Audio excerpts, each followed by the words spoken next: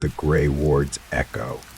Elias Thorne had always considered himself a survivor, a man forged in the unforgiving crucible of the streets. He'd navigated the brutal realities of life with a sharp wit and an even sharper instinct for self-preservation. This was softer, more deliberate, almost a knocking, as if something with very fine knuckles was gently, patiently trying to get his attention. It seemed to come from various points, sometimes the wall directly beside his bunk, sometimes the concrete floor beneath him, occasionally even from the ceiling directly above. He'd freeze, listening intently, but it would always stop as soon as he focused. He blamed structural shifts, the settling of the ancient building, but the tapping persisted.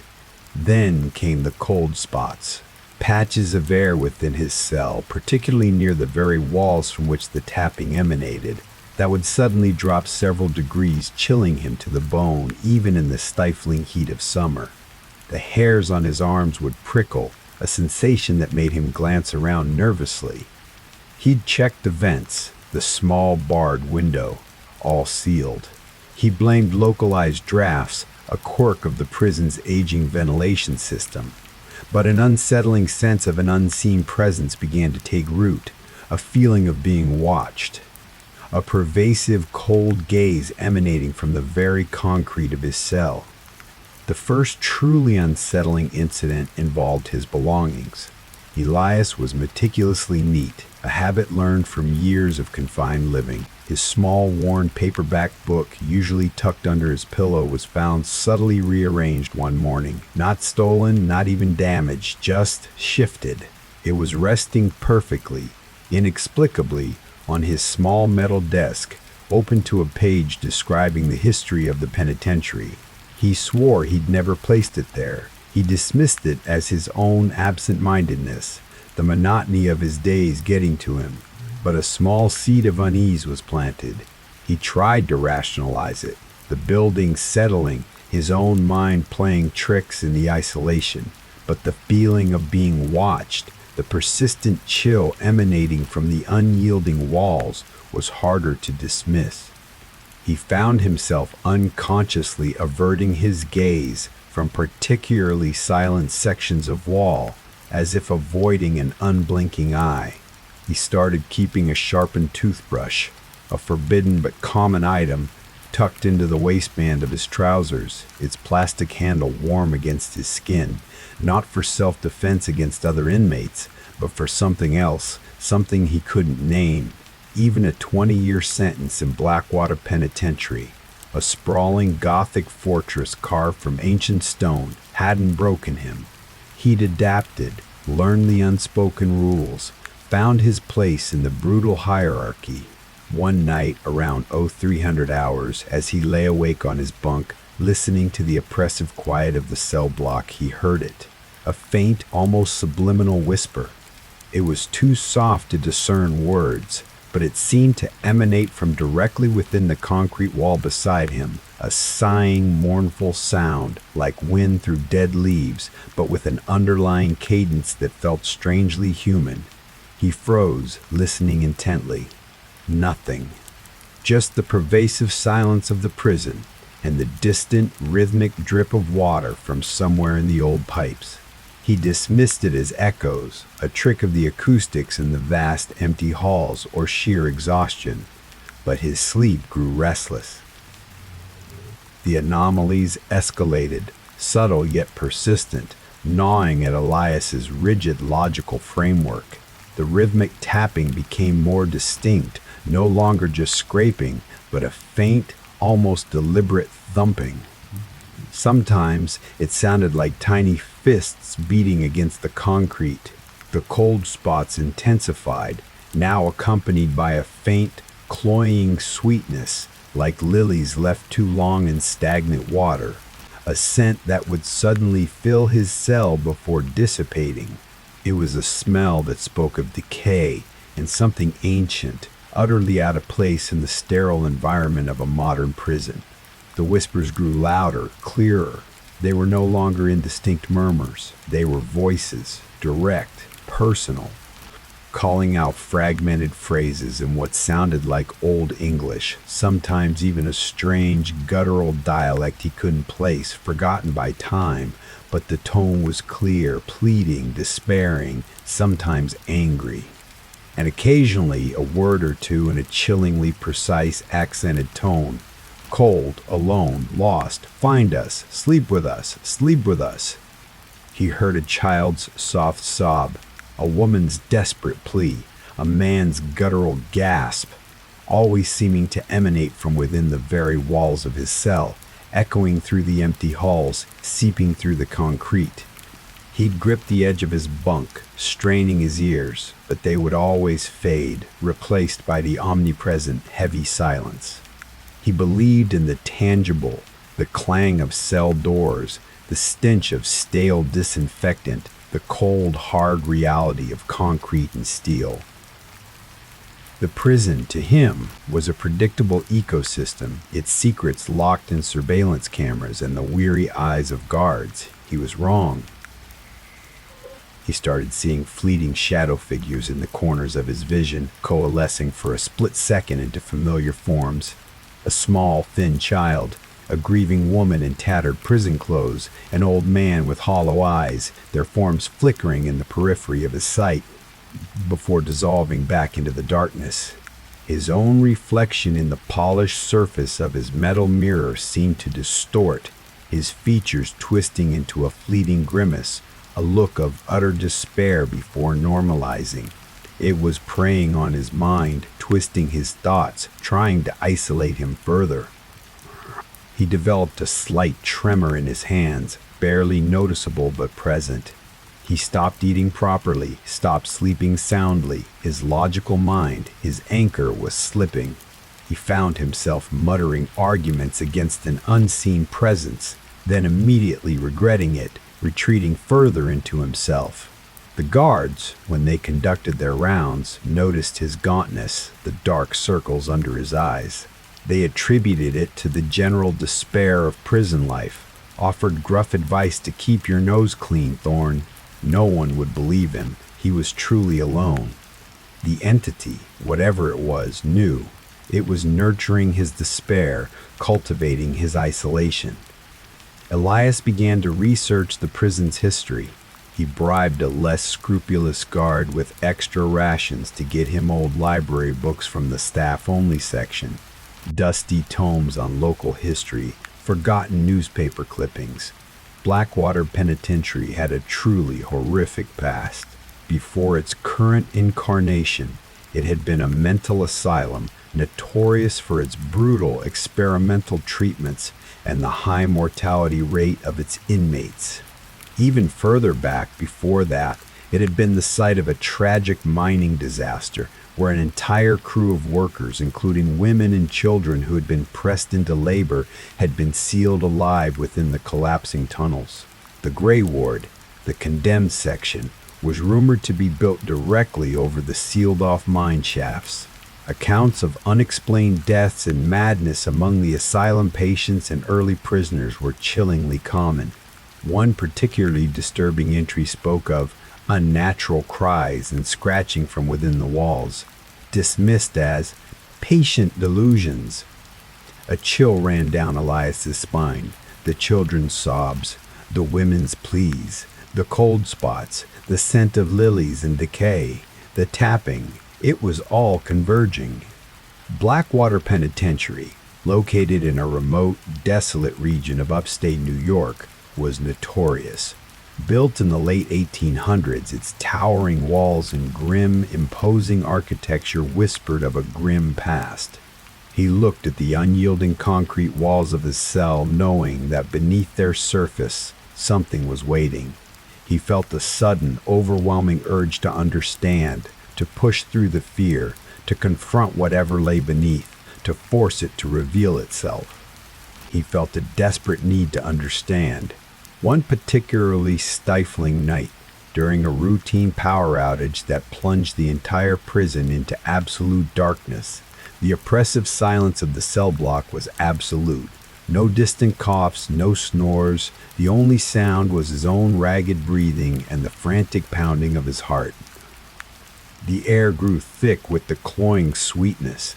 The scent of lilies and damp earth intensified, almost suffocating.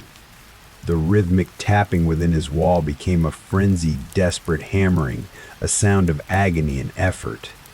The whispers in his cell became a cacophony, a swirling vortex of voices, all of them his, all his anxieties, all his doubts, all the faces he'd lost. And then, from the depths of the hum, a clear, distinct sound, a child's laugh, playful, innocent, yet utterly chilling, followed by that guttural chuckle, now louder, more confident. He stood frozen against the far wall of his cell, his hands pressed over his ears, but the sounds were inside his head. He felt the cold spots swirling around him, coalescing, forming indistinct shapes that pressed in on him from every side. And then, slowly, deliberately, he saw it. On the wall directly opposite his bunk, where before there had only been solid concrete, a faint, unearthly blue light began to emanate. It wasn't the steady glow of a faulty bulb or a distant emergency light. It pulsed, softly, invitingly. He knew with a terrifying certainty that this was the source of the unnatural silence, the whispers, the cold. This was where it wanted him. Driven by a morbid fascination, a desperate need for answers, Elias stumbled forward, drawn to the light. The concrete wall seemed to shimmer, to grow translucent, revealing a vast, impossibly deep claustrophobic network of narrow tunnels and cramped chambers, twisting and turning within the very foundations of the prison, a labyrinth unseen from the outside. The air in this hidden world shimmered with a viscous, dark liquid that pulsed with the same blue light. And within this liquid, hundreds, thousands, millions of faint, ethereal forms drifted silently. They were transparent, barely visible, but unmistakable. Rumors circulated among the long-term inmates and the older guards about the Gray Ward, a section of the oldest cell block, long since condemned and sealed off. Tales of inexplicable cold spots, phantom footsteps, and a pervasive cloying smell that defied explanation. Men in old mining gear, women in asylum gowns, children in tattered clothing, their outlines wavering like smoke. They were the lost, the forgotten, all suspended. They floated aimlessly, their faces blank, their eyes like twin voids. And then, in the very center of the vast, pulsating ocean of souls, bathed in the unearthly blue light that now emanated from the wall's every crevice, a shimmering distortion, like heat haze, forming a vague, bipedal figure, impossibly tall, impossibly thin, its limbs too long, its head too small. Its skin seemed to ripple, like water under moonlight, and its face, it was a shifting mosaic of shadows and light, features coalescing and dissolving, but he saw the eyes, not eyes, but two swirling vortices of darkest black, reflecting the dim glow of the scene with an unnatural, hungry gleam. This was the Gray Ward's echo, not a ghost, but something far more ancient, something that fed on the echoes of pain, on fear, on the fractured souls of the lost. It was the collective anguish of all those lost souls, trapped and assimilated, forming a singular, hungry entity, the very lifeblood of the prison itself. Iotutu. The creature reached out, its impossibly long, slender fingers hovering over one of the ethereal figures of a small child, drifting nearby. It didn't touch. It merely beckoned. The voices in Elias's mind coalesced, a chorus now, 1,000 alien thoughts, 1,000,000 human fears, all merging, all vying for dominance. They wanted to rest. We offer peace, understanding, freedom. Join us, Elias. Rest, forever. In the dark, he watched in horror as the creature in the abyss seemed to inhale, a subtle, sucking motion. The ethereal figure of the child wavered. its outline shimmering before it slowly, inexorably began to drift towards the creature, its form becoming translucent, merging with the swirling darkness of the void where its mouth should be. It didn't struggle. It simply dissolved, a look of placid resignation on its face. Then another figure, an old woman, then a man, all drawn into the shimmering void. The wall was a silent maw, consuming them. The blue light from the creature pulsed, then intensified, becoming a blinding, invasive blue that seemed to burrow into Elias's very being.